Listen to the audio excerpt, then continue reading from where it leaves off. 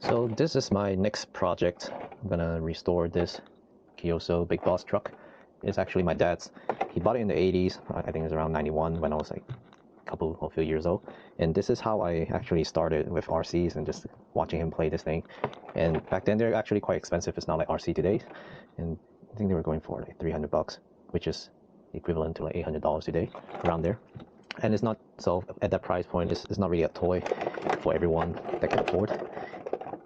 And this has been sitting in my storage for a while, and since I'm getting back into RCs, and I would think it would be nice to restore this and with modern electronics and suspension parts to see if it is a better ride than before.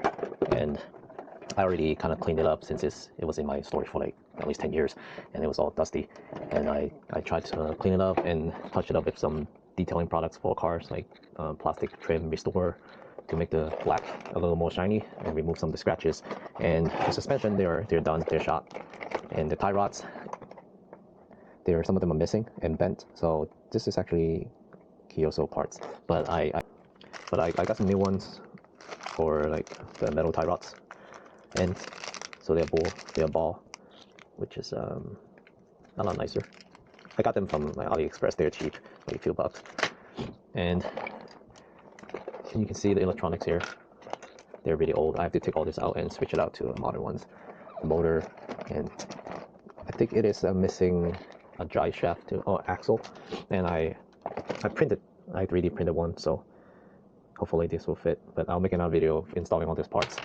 And I bought new shocks, oil filled ones, and they seem to be okay. Also from AliExpress, they're like, I think it's like $12 or $13. I mean, it's cheap, but yeah, actually not bad. See, I think they're already filled up, so you can even save some money on shock oil. And I measured them before. It should be a little taller than before, just slightly, but it'll look good, I think. I mean, even for display, I mean, you don't have to like bash on this thing. They're not made for bashing anyway. This kind of truck at this age, I feel like if I try to bash this, then a lot of the metal parts, I mean the plastic part's gonna crack. But it just to have another little RC to play around. And I think this is already missing some parts, but this is what I'm gonna do next. Change out the shocks, some of the motor, DSC, the servo. See this? I think this is a part that my dad tried to fix. I think this already cracked the battery holder, so he put another plastic piece in there. And wow, put this away.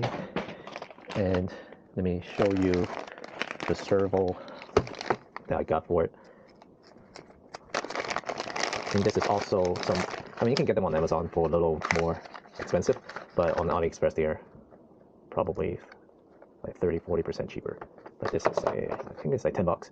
I mean, 30 kg. I used this before in my other RCs. They work well.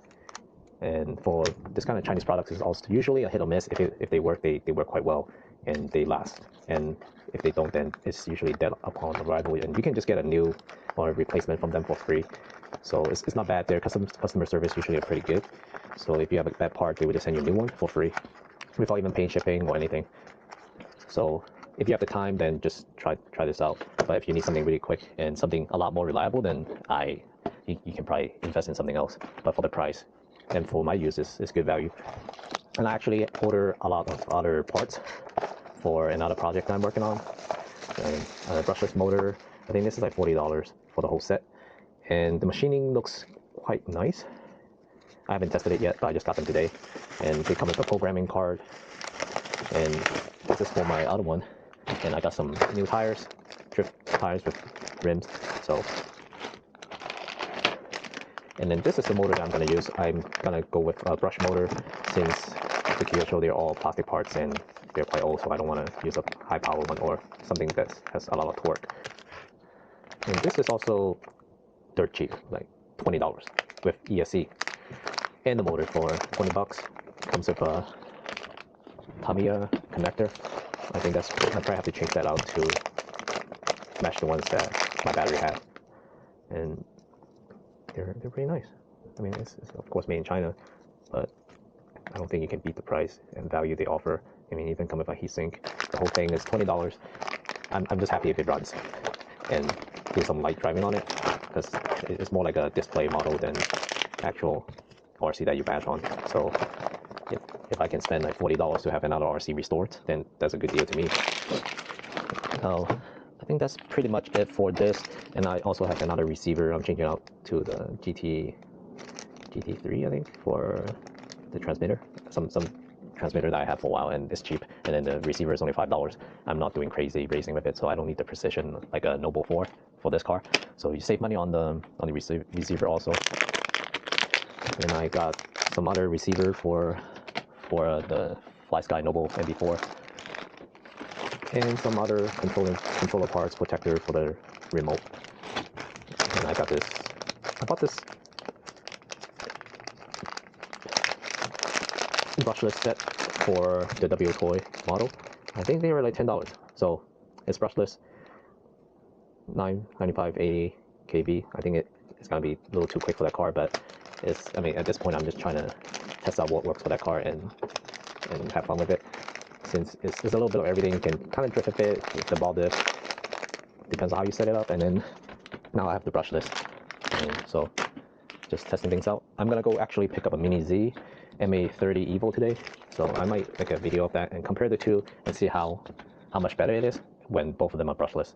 So if you're paying like maybe 3 times the price for the MA030 Mini Z versus the W Toys, even if you fully upgraded, it's only around $100 at most. So we'll see about that, and I'll make a video of restoring this car. So stay tuned.